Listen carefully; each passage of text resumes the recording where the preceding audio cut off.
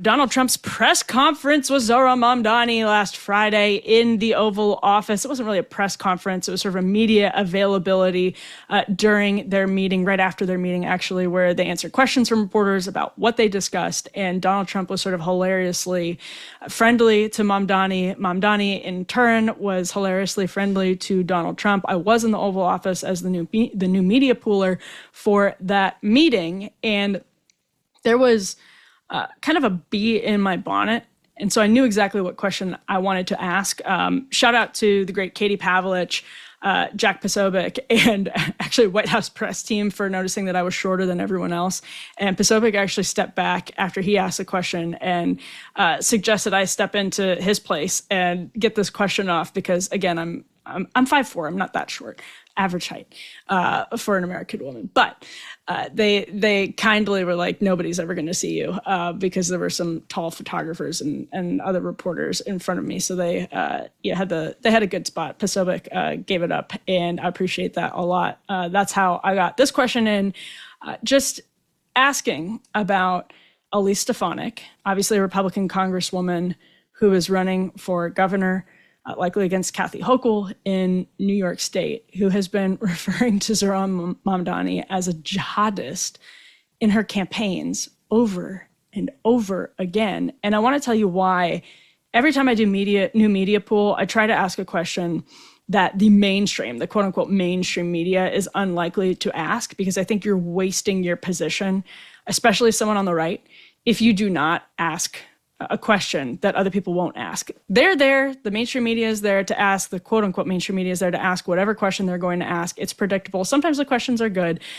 Sometimes the topics are good, but the framing is bad. Sometimes the questions themselves are good and newsy. But I always try really hard not to ask what everyone else is going to ask. And if I do, to ask it in a different way, which is tough. And, it's fair game to criticize anyone in that situation. But I asked this question.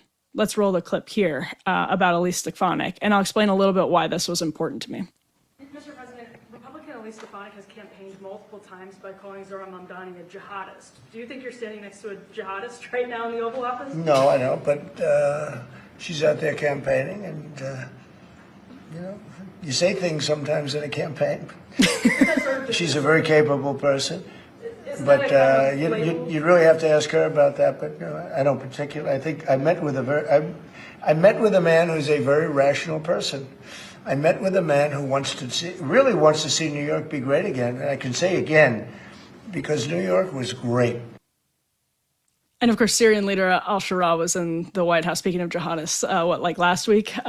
So maybe that's a genuine jihadist in the Oval Office, according to our own government.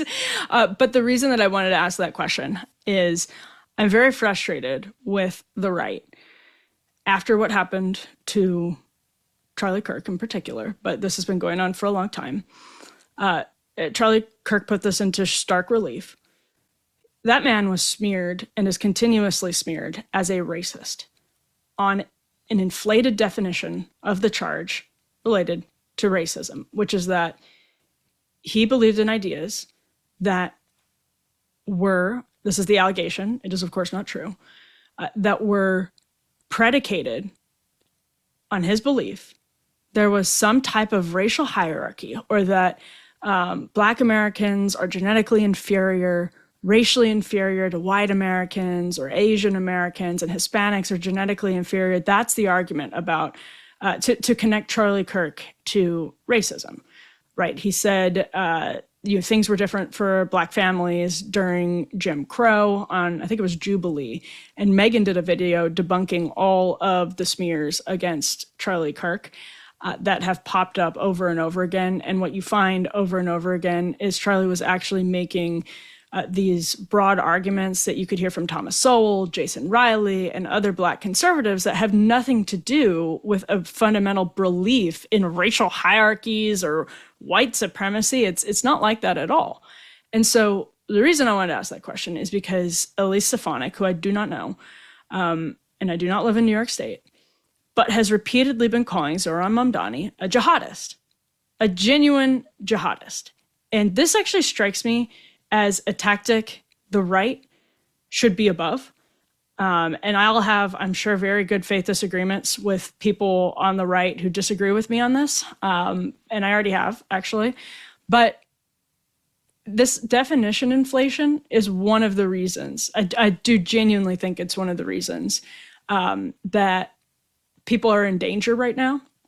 And I do not think the right should be participating in political fear mongering based on definition inflation. I'm telling you, we've watched what's happened over the last 10 plus years. When definition inflation happens, this bigotry in America is stigmatized for a very good reason. Too many people have fought, shed blood, sacrificed reputation, sacrificed lives to mitigate bigotry in the United States of America. That has taken too much effort over too long to start messing around with these definitions for scoring cheap political points. It is not okay, and I'm not okay with the right doing it for a couple of reasons. First of all, as I just explained, but I think really importantly, if it's not accurate, I don't care if you're a politician or a college professor or a journalist. If it's not accurate, it's not helpful. If it's not accurate, it's not helpful. If you are not describing the threat that Zohran Mamdani poses accurately, you are misleading the people of New York City, and that is of New York State, and that is no way to win an election. It's not, period. That is no way to win an election. If you think Zohran Mamdani is a jihadist, which most Americans, when they hear the word jihadist, just like when they hear the word racist, they think about somebody who believes in white supremacy or racial hierarchies, discrimination based on some type of racial hierarchy. When they hear jihadist, what they think you mean, for the most part, and Elise Stefanik and her campaign damn well knows this, is somebody who is interested in committing violent jihad. We all know that.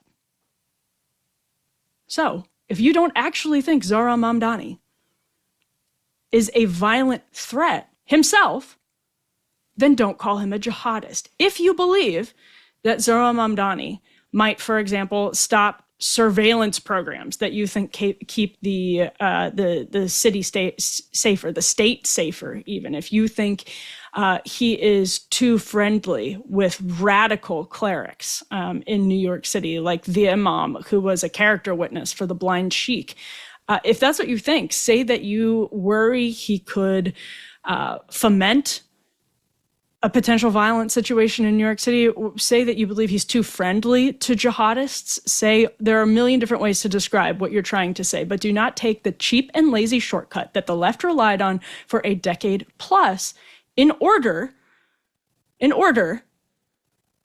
to reflexively smear people and mislead the public, and again, take this quick shortcut to winning arguments.